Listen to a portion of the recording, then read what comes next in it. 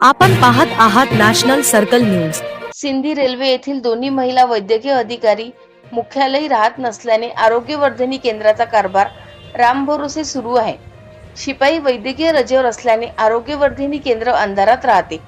केंद्रात प्रसूतीची संपूर्ण व्यवस्था असूनही प्रसूती मातांना तपासणी न करता त्यांना वैद्यकीय अधिकारी वर्धेला रेफर करत असतात।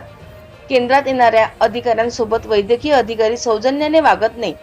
त्यामुळे या गंभीर समस्येकडे वरिष्ठ अधिकाऱ्यांनी जाणीवपूर्वक लक्ष देऊन या दोन्ही वैद्यकीय अधिकाऱ्यांवर कारवाई करावी अशी मागणी केली जात आहे।